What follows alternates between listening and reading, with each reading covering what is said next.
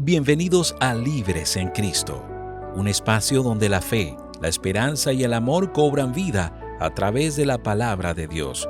Aquí hablaremos de temas que transforman corazones, fortalecen el espíritu y nos ayudan a vivir en la verdadera libertad que solo Jesús puede dar. Prepárate para reflexionar, adorar y renovar tu fe, porque en Cristo somos libres y vivimos para Él. Libres en Cristo.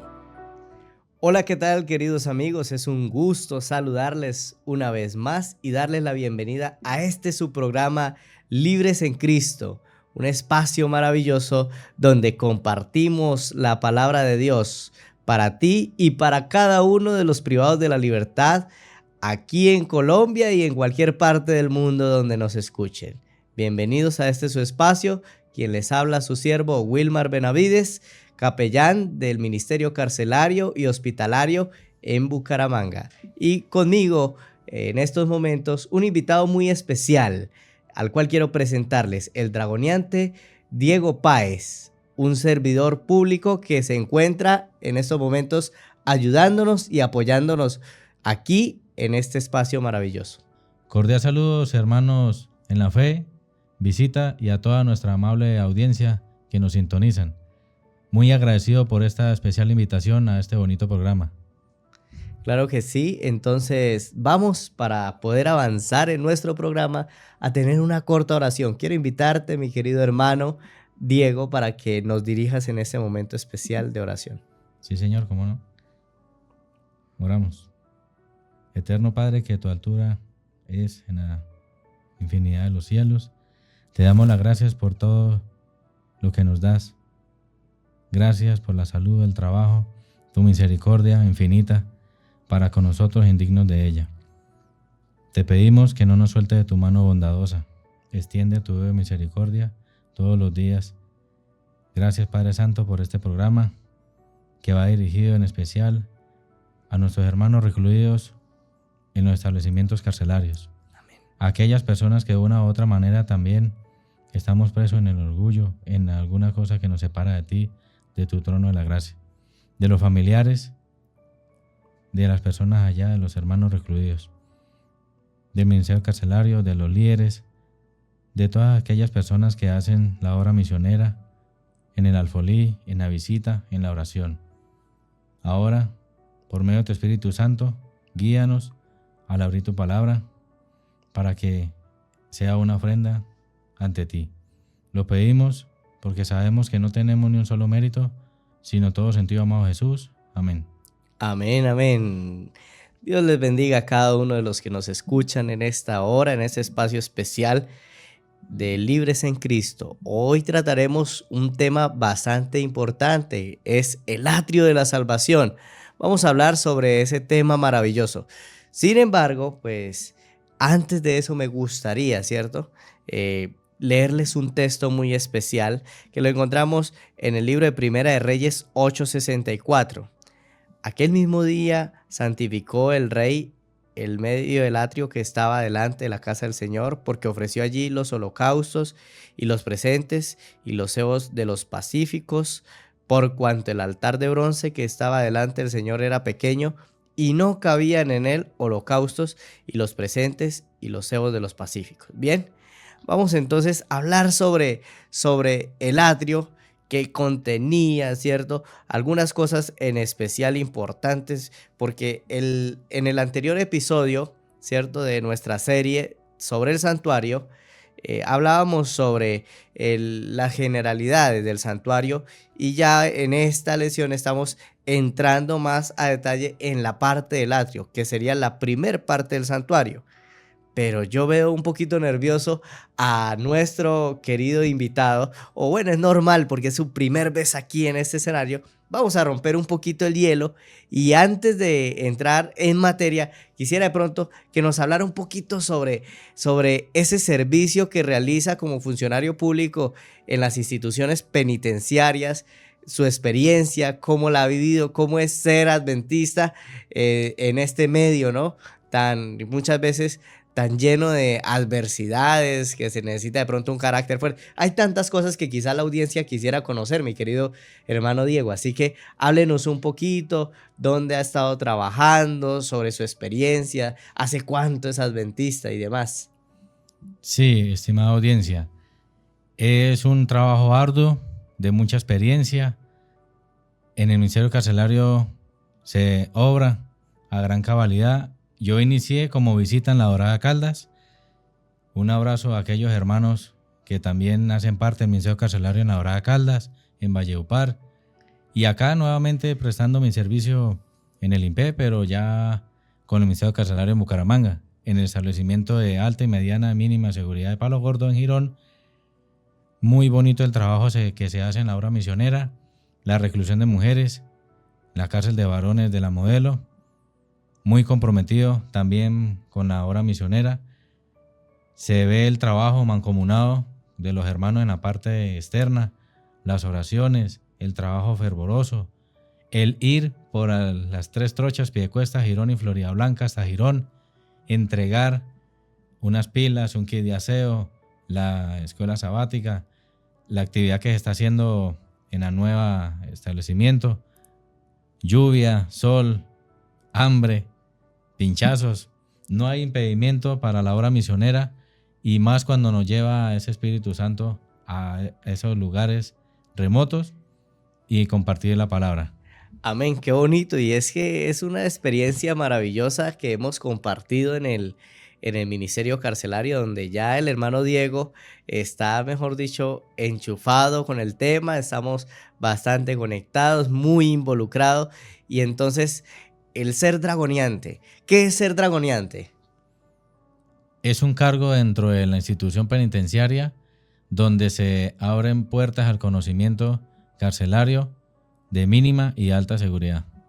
Bueno, entonces eso en esencia, pero bueno, más allá de eso es encontrarse con personas necesitadas. Y bueno, ¿y qué pasa, por ejemplo, los días malos cuando uno a veces, porque todos tenemos días malos, tanto los internos, los privados de la libertad, como los dragoneantes? O sea, el afrontar esa situación, y que quizás muchos de sus compañeros ya saben que usted es adventista, ¿no? Entonces, ¿cómo es ese diario vivir? O sea, porque eso es lo que yo creo que la audiencia en este momento, y como dijo el hermano de Mauricio, yo soy la voz de la audiencia, yo soy la voz del oyente. Entonces, ¿cómo hace Diego Páez en su diario vivir cuando a veces están los días malos, cuando de repente anda como medio rebelde, el interno, el privado de la libertad? ¿Cómo trabaja? La verdad es una muestra de lo que puede hacer la obra misionera en una persona. Yo no soy bautizado de cuna adventista. Hace 8 años y medio entregué mi vida al Señor y es una buena experiencia. Me fascina, me encanta la obra misionera en todos sus rasgos, en todas sus raíces. ¿Cómo se hace para controlar el Saulo de Tarso y que salga el nuevo apóstol? Orar. No hay otra herramienta sino caminar hacia el portal 2, quitarse la bota y respirar y decir: ellos me necesitan tal cual como soy. Escucharlos y también compartir de ese saludo de la hermandad en la parte externa, ahora en la parte interna. Hay días pesados, hay días difíciles, hay algunos operativos en las madrugadas donde los jefes dan las órdenes y hay que cumplirlas, pero sobre todo llevar ese mensaje. Ahora en diciembre, que tuve la oportunidad de estar solo, porque ya se hace un paréntesis en el ingreso de los hermanos, de compartir las pilas para que ellos sintonicen con sus radiecitos de pilas la emisora, la WR, y la lección de la escuela sabática del primer trimestre, porque hacía falta cómo llegar a que no se atrasen tantas semanas en el tema.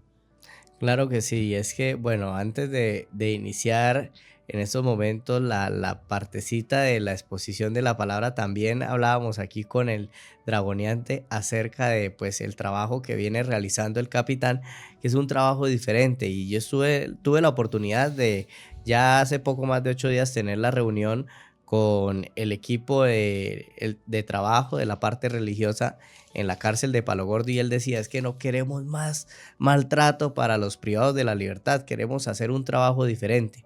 Así que, capitán, si me está oyendo, un saludo especial aquí desde los estudios de AWR Radio Colombia. Y bueno, vamos a entrar en lo que es la parte del estudio del atrio. En resumen, podríamos decir, ¿qué es el atrio? El atrio, pues como sabemos, el santuario está dividido, o lo que habíamos mencionado, en 3 secciones. Hoy específicamente vamos a enfocarnos un poco en tratar el tema del atrio. ¿Qué ocurriría en este espacio y cómo podemos llevarlo y aplicarlo a nuestra vida espiritual? Pues pastor, la verdad son preguntas abiertas que en el poco tiempo que tenemos para compartir, se me ocurre una. ¿Qué es el atrio del santuario? Bueno, el atrio del santuario, en esencia, vemos que Dios es un Dios de orden. Y pues al Él hacer las cosas en orden, ¿qué fue lo que hizo? La Biblia, en el libro de Éxodo, capítulo 27, nos habla un poco a detalle sobre ese espacio. Habían 2 lugares especiales. En primer lugar, el altar de sacrificio, y luego la fuente de agua, o como bien le conocemos, el lavacro, ¿no? Y estos tenían un espacio, digamos, y también tenían unas funciones las personas que utilizaban esto, y el fin de estos, digamos, artículos o artilugios era más bien específico. No se podía utilizar para cualquier cosa, como quien dice, no tengo mi ropa sucia, voy a utilizar allí el lavacro, o en el altar voy a cocinar, no. Entonces, mi querido radio escucha, en este momento pues es algo de solemnidad, y cuando usted empieza a analizar el santuario y a ver la santidad del mismo, usted dice, wow, qué ordenado es Dios. Para el altar del sacrificio, presten atención un momentito, ¿en qué era el altar? Para el altar de sacrificio estaba el atrio, ¿no? Frente al portón, estaba bien ubicado allí. O sea, la persona entraba y lo primero que veía era ¿qué? ¿El altar qué? El altar del sacrificio. Y entonces, en esa primera estación, al uno poder entrar, la única y vasta mayoría de los israelitas podían conocer ese lugar, ¿sí? O sea, esa primera estación, allí era donde entraban todo el pueblo de Israel y tenían el privilegio de participar de ciertos rituales, entre esos el sacrificio para el perdón de sus pecados, ¿no? Y entonces, además dice que miles y miles de carneros, chivos, ovejas, corderos y otros animales fueron atados a los cuernos de este mueble santo. ¿Cómo se hacía? De pronto ahí para contestarle un poquitito al hermano Diego. Llegaban las personas, tomaban ese animalito, lo llevaban al sacerdote y entonces le entregaban al sacerdote y el sacerdote decía, un momento. Y entonces allí amarraba el animal, hacía que la persona pusiera las manos sobre el animal y confesara específicamente sus pecados, uno a uno. No es como hoy en día que usted ora y dice, Señor, usted conoce mi vida, sabe todos mis pecados, perdónemelos todos, en el nombre de Jesús, amén. No, la invitación es a que nos acerquemos a Dios y le contemos de manera específica, ¿cierto? Seamos específicos, aunque hoy en día ya no se hagan ese tipo de sacrificios, ¿no? Entonces, los principales textos que nos describen, pues, sobre ese altar, sobre ese primer altar, son Éxodo 27, 1 al 8, el capítulo 38, 1 al 7 y el capítulo 40, versículos 9 y 10. No debemos confundirlo con el altar de oro o el incienso, que es el del lugar santo, que es lo que muchas veces nos pasa, ¿no? Entonces vamos a esa lectura que yo creo que ya la tienes preparada, Diego. Puedes leernos por favor allí el versículo 1 y 2 de Éxodo 27, por favor. Sí, Señor. Dice la palabra. Harás también un altar de madera de acacia, de 5 codos de longitud y de 5 codos de anchura. Será cuadrado el altar y su altura de 3 codos. Le harás cuernos en sus 4 esquinas. Los cuernos serán parte del mismo, y lo recubrirás de bronce. O sea que es algo bien detallado, bien elaborado y además de eso es algo muy bonito, ¿no? Generalmente pues estos elementos del santuario se caracterizaban porque en su aspecto interior eran bien elaborados, llamaban la atención y pues muy hermosos, por supuesto. Ahora, miren lo que dice aquí el versículo 7 nos habla sobre unas varas. Las varas se meterán por las argollas y estas se utilizarán cuando sea llevado. Lo harás hueco de tablas de la madera que se ha mostrado en el monte, así lo harás. Entonces, ¿qué es lo que sucedía? Que el altar no solamente era ahí fijo, sino así como todo el santuario, se hablaba en la introducción que fuera portátil, el altar también era portátil. Y entonces la manera de llevarlo también era, digamos, a través de unas varas y habían personas específicamente designadas para mover ese Transportarlo. altar, para transportar ese altar, ¿no? Entonces mire qué tan organizado es Dios para que el ser humano no cometa errores y muchas veces así los cometemos, ¿no? O bueno, en esa entonces cometían muchas veces errores frente a la forma de las liturgias y demás. Más adelante, en el próximo episodio, inclusive vamos a hablar sobre 2 personajes, hijos de un sacerdote que cometieron un error gravísimo, ¿no? Pero por supuesto ese no es el tema de hoy. Bien, vamos a avanzar porque el tiempo se nos va. Sí, señor. Seguimos en el tema y nos encontramos con otra carta. Dice, el bronce, la plata y el oro. Muy bien. Entonces, ¿quién podía acceder a esta sesión, a la sesión del atrio? ¿Quién cree usted que podía hacer? Ya lo habíamos mencionado, pero específicamente, aparte de los israelitas, ¿alguien más podía hacer? ¿Qué cree usted? Sacerdote oficiante. El sacerdote oficiante, ¿cierto? Muy importante. Recordemos que el santuario es un espacio que Dios creó y es una maqueta de lo que está diseñado en el cielo, ¿cierto? Entonces, al atrio no solo entra el pueblo como tal, sino el sacerdote. ¿A quién tenemos por sacerdote para nosotros? ¿Quién es nuestro sacerdote? Cristo Jesús. Según Hebreos y según el apóstol Pablo, Cristo Jesús es nuestro sacerdote y mediador. Ahora, es interesante ver que Jesús está representado, si no es en muchos o en todos los elementos relacionados con el santuario. Así que en este caso, en el altar, no era la excepción. Jesús hacía las veces no solo de sacerdote, sino también las veces de cordero, ¿no?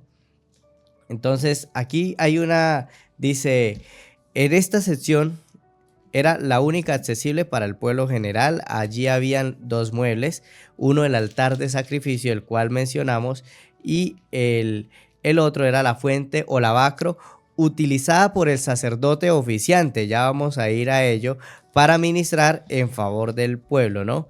A pesar de lo que estaba a la vista, de los ruidos y el olor que había en ese lugar, las sesiones eran muy profundas. Allí se comenzaba la búsqueda de la redención por parte del pecador. A este lugar venía con un cordero sustituto ante el sacerdote oficiante. Ponía su mano en la cabeza de la inocente víctima, confesaba sus pecados y entonces con sus propias manos quitaba la vida del sustituto. Después de participar tanto como pudiera, el sacerdote oficiante tomaba a cargo el resto de la sangre del inocente cordero y procedía a la expiación en favor del pecador. Entonces, imagínese cómo serían esos momentos. Primero, cuando las personas llegaban a orar, porque las personas llegaban a ese lugar y se quedaban ahí en el atrio o a las afueras del atrio, en ciertos espacios designados para poder acercarse a Dios. Entonces, así iniciaba el proceso.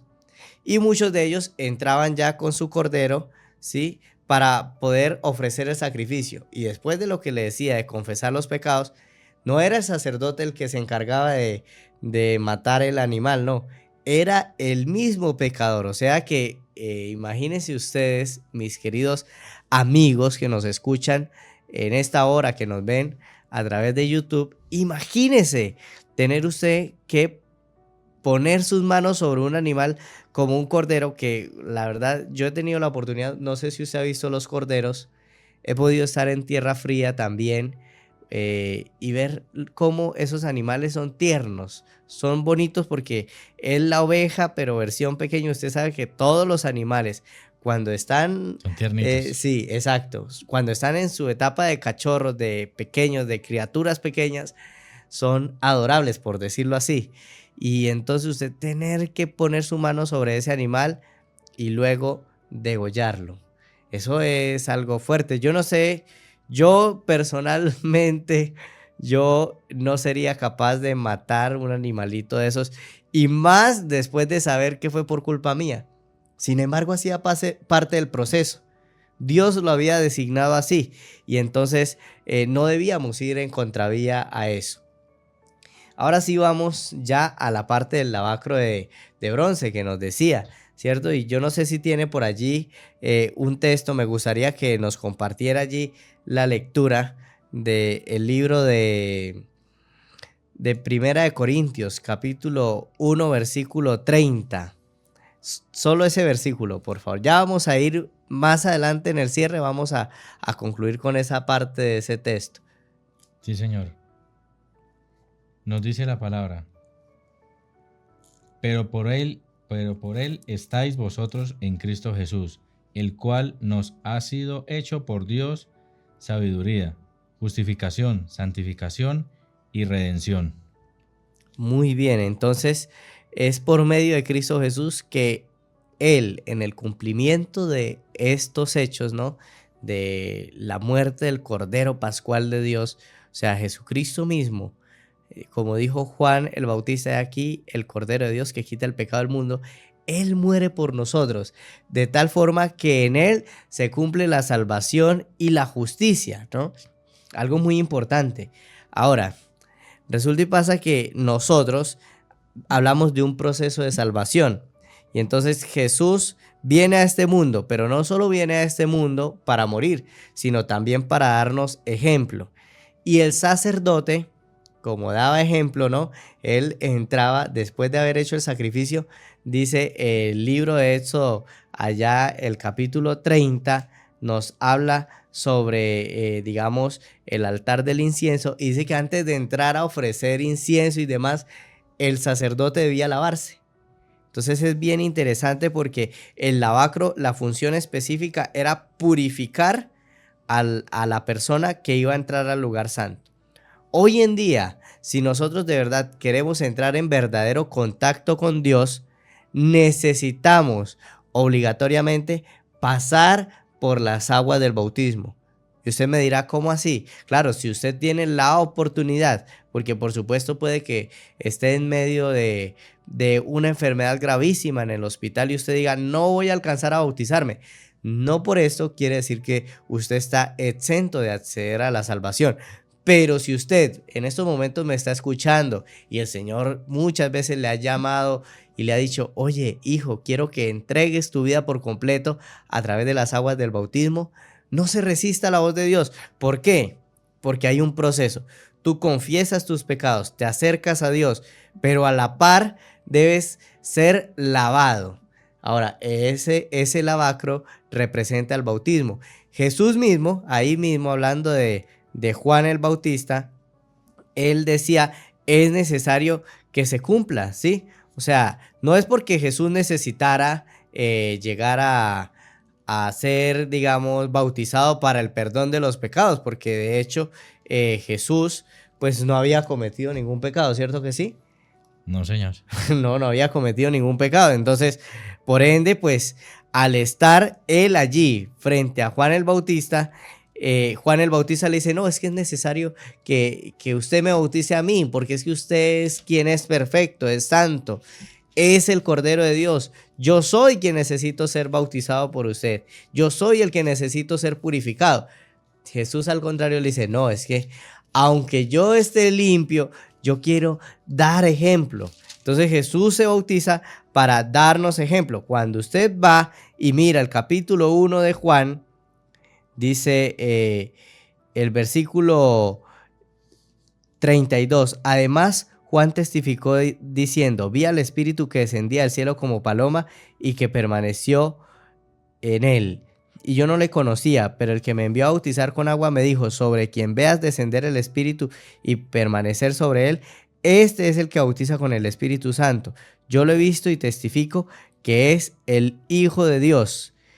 Entonces, hace referencia a que Juan entendía la misión de Jesucristo, pero sin embargo, el versículo 25 le preguntaban las personas, ¿por qué pues bautizas si tú no eres el Cristo, ni Elías, ni el profeta? Y entonces fue allí donde Juan le responde que él bautiza porque es enviado por Dios. Así que, mi querido amigo que me escuchas en este momento, quizás desde la prisión de Palo Gordo o de algún lugar, Dios te está llamando. Dios te está llamando para que pases en estos momentos por el lavacro espiritual, para que te limpies, para que seas purificado. Amén. Sí, Señor. Miramos en la parte donde nos habla también sobre, entonces nos lleva a reflexionar cómo Dios desea que nos entreguemos y que realicemos cada día cambios en nuestra vida, que vayan permitiendo que esa ofrenda a Dios sea perfecta. ¿Cuánta entrega y cuánto compromiso debemos de tener? Las personas en el atrio debían confesar de manera sincera todos sus pecados. Ahí vamos a eso. Es bien interesante porque muchas veces nosotros vamos a Dios, ¿no? Y nos sentimos mal por nuestro pecado, pero muchas veces no hay un arrepentimiento sincero. Suele suceder, cometimos un error y entonces decimos, Dios mío, perdóname, pero no tenemos la capacidad de ir y entonces ayudar a aquella persona a la cual ofendimos, ¿cierto? ¿Por qué? Porque en nosotros hay el orgullo, ¿no? La oración que tenías al inicio. A veces somos presos de nuestro orgullo, de nuestro egoísmo, y eso nos impide avanzar. Por eso la recomendación es, cuando vamos a Dios, necesitamos ir con corazón ¿qué?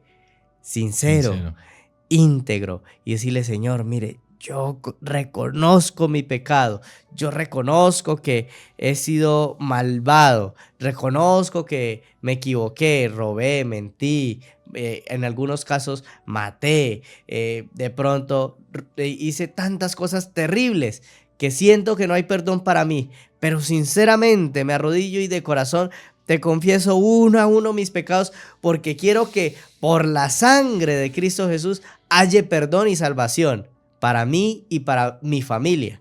Así que, querido privado de la libertad, ese es un llamado contundente, ineludible. Y cuando tú haces eso con toda sinceridad y vas a las aguas del bautismo, entonces ahí es donde la vida cambia. Ahí es donde todo mejora.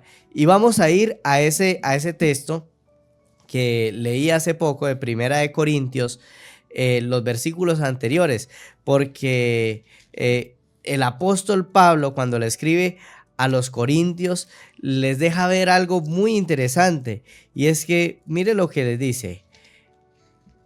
Considerad pues, versículo 26 de Primera de Corintios capítulo 1, considerad pues, hermanos, vuestra vocación, y ved que no hay muchos sabios según la carne, ni muchos poderosos, ni muchos nobles, sino que lo necio del mundo escogió Dios para avergonzar a los sabios, y lo débil del mundo Dios escogió para avergonzar a los fuertes. Y lo vil del mundo y lo menospreciado escogió Dios, y lo que no es, para deshacer lo que es. ¿A fin de qué? ¿Qué dice ahí el versículo 29? A fin de que nadie se jacte en su presencia. Imagínense, entonces Dios envió a su Hijo a morir por los pecadores, no por los justos, porque los justos, los perfectos, en ese entonces, en el tiempo de Jesús, los que llamaban fariseos, no necesitaban nada aparentemente, aunque Jesús les hacía ver claramente que sí necesitaban un Salvador, necesitaban un cordero, así como ellos sacrificaban el cordero. Jesús les decía, es que ustedes me necesitan y no se dan cuenta. Así del mismo modo, entonces el apóstol Pablo dice, como ellos no entienden, ¿cierto? De lo vil, de lo menospreciado. Podríamos decir en palabras castizas, de lo peorcito, ¿no? De lo peorcito Dios llamó. Y déjeme decirle, mi estimado dragoniante, que cuando uno va a la cárcel y se da cuenta y escucha los testimonios de los misioneros que llegan a ese lugar y también de los privados de la libertad, uno se sorprende, porque es algo admirable ver cómo ellos con tanta vehemencia, con tanto amor, con tanta entrega, predican la palabra de Dios. Entregados totalmente. Así que de lo necio del mundo, Dios escogió para avergonzar a los sabios, ¿no? Así que ustedes y yo hemos sido escogidos por Dios para una misión especial. Usted puede formar parte de ese ministerio donde quiera que esté. Puede empezar a hablar con su pastor. Puede seguir los conductos. Por ejemplo, aquí desde la Asociación del Oriente Colombiano, la administración, que por cierto, muchas gracias por el apoyo que brindan, ya que es todo un proceso para poder ingresar al ministerio carcelario y para poder ingresar a las instituciones penitenciarias. Entonces, es algo complejo que no cualquiera hace. Les invitamos a que apoyen este ministerio maravilloso. Sí, Señor. Es una obra misionera que no cualquiera hace, pero por medio del Espíritu Santo se lleva a cabo. Así que, a manera de conclusión, mis queridos oyentes, en esta hora quiero invitarles a que, por favor, únanse a este movimiento de ministerio carcelario. Queridos privados de la libertad, solo me queda decirles que el atrio es un lugar especial cuando tú lo miras no solo en la Biblia, sino cuando lo vives.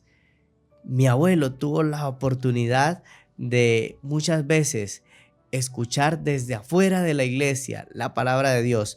Él llegaba, vivía diagonal a la iglesia y no alcanzaba ni a entrar al atrio. Y entonces desde lejos escuchaba los cultos. Y no decía nada, nunca decía nada. Lo invitábamos a la iglesia y se negaba firmemente. Hasta que un miércoles en la noche, después de terminar a las 8 de la noche, mi querido Diego, el abuelo se me acercó y dijo, me quiero bautizar. Amén. Y estábamos con mi tío allí y mi tío le dijo, abuelo, pero es que usted no conoce nada de la iglesia. Y entonces él no entendía, pero mi abuelo le dijo, me quiero bautizar. Bueno, abuelo, está bien, vamos a preparar todo y el sábado lo bautizamos. Y entonces el abuelo le dijo, usted no entiende, es que yo me quiero bautizar.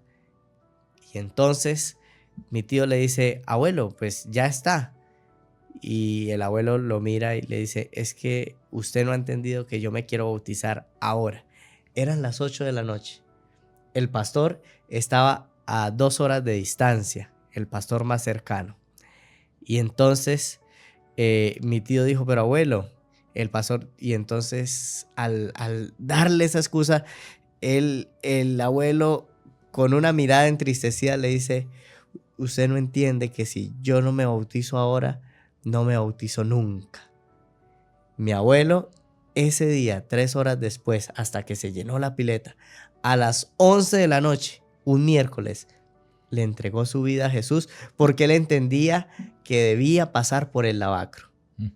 3 meses después de entregar a su vida al Señor Jesús, él empieza su salud a desfallecer, a decaer. Era el tiempo. No sé cuándo sea tú, querido oyente, el tiempo que tienes designado para esa decisión, pero Dios sí sabe y Dios te está haciendo un llamado especial. Hay que pasar por ese lavacro. Hay que permitirle a Dios que obre. Que Dios te bendiga.